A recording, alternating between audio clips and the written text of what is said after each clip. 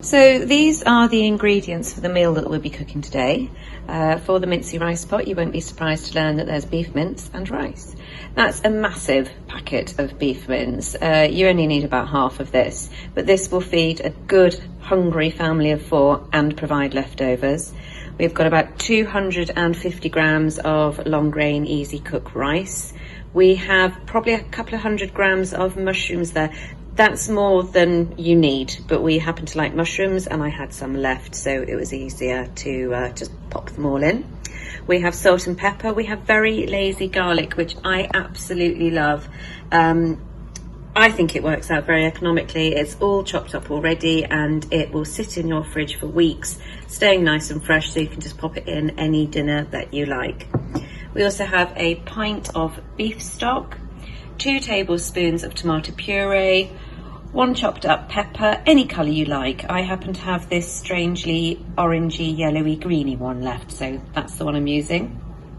We've got grated cheddar, and we also have a chopped up whole onion. Again, I cheat with onion. I have a bag of frozen chopped up onion in the freezer because it just means that any night of the week, whatever I'm cooking, I can just grab a handful from there and it saves me having fresh onion in all the time. So again, it does work out quite economical.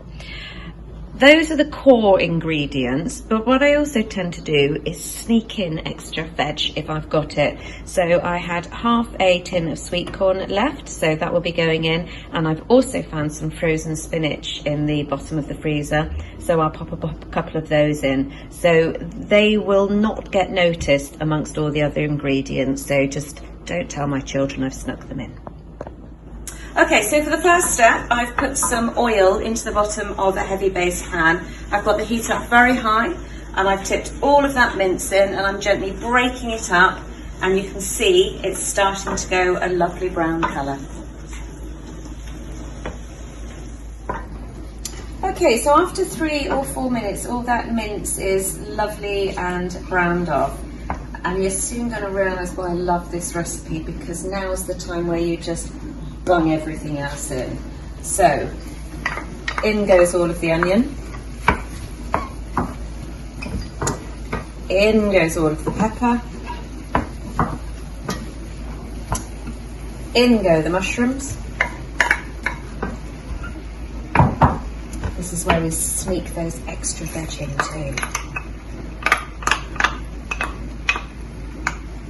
Although the spinach, because it's frozen, I might wait until we add the stock so that it melts nicely. So we're just going to now stir those in for a few minutes. Okay, so those have just been going for literally 1 or 2 minutes, and then we're going to add that tomato puree so that all of that veg and all of that meat starts to take up the lovely tomatoey flavour.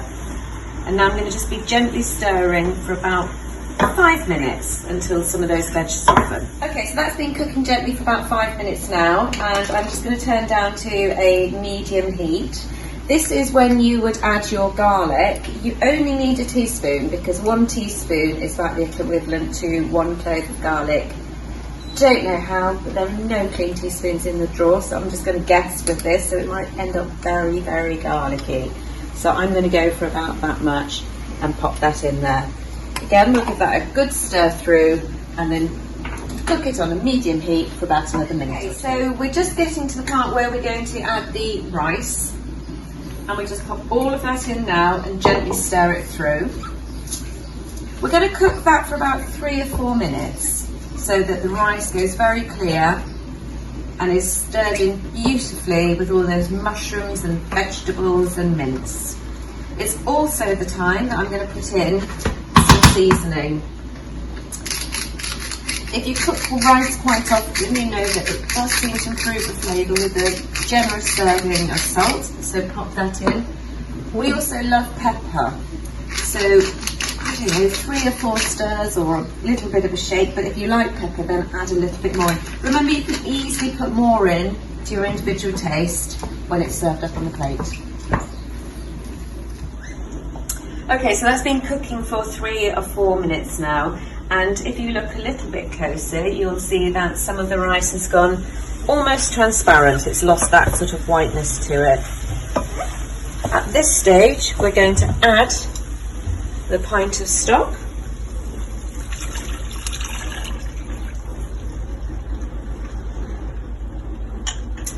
And we're going to bring that right back up to temperature so that we can get it bubbling away.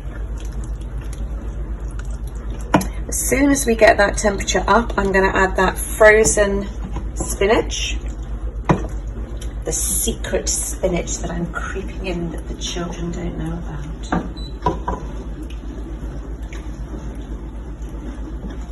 This will probably take 1 or 2 minutes to get up to a boiling point. Okay, so we're just getting those little bubbles starting to go through, so I'm going to sneak in frozen veg at this stage. That will just naturally melt into the rest of that pot. Now you have 2 options here. I tend to leave it on the hob to cook, but if you wanted to, you could put it in an oven-proof big dish, pop a lid on it and pop it in the oven for about 1/4 of an hour, 20 minutes at tops. I tend to leave it on here, so I will just pop the lid on and I'll come back to it in about 1/4 of an hour. Okay, so I'm just looking in on the bubbling Mincey rice pot. You can see that spinach is really starting to thaw nicely. I'm actually going to turn the temperature right down now, which will mean it's boiling, but it's just going to simmer away at a nice gentle temperature for about the next 10 or so minutes. Okay, so I've just taken the lid off and most of the stock has been absorbed. It looks lovely. Just going to give it a bit of a stir. Just going to give it a little taste.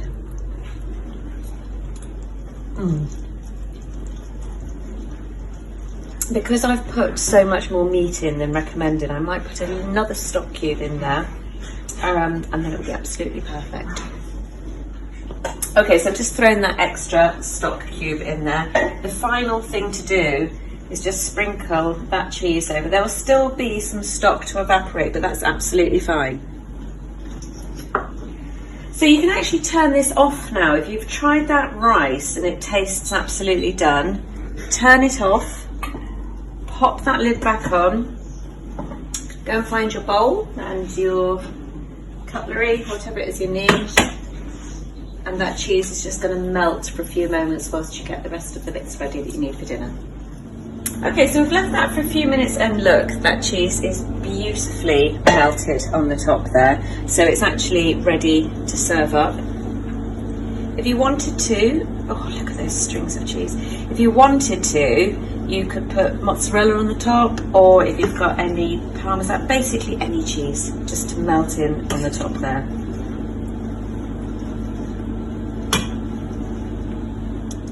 So I'm going to give that a try now, and I just know with all that gooey cheese on top, it will be absolutely, oh look at that gooey cheese, look at that gooey cheese.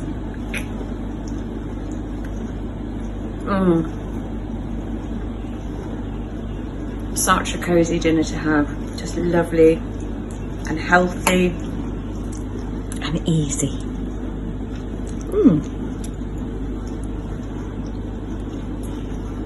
Hi, I hope you enjoy the Mincey rice pot. I now nominate Jo for the next 2020 challenge.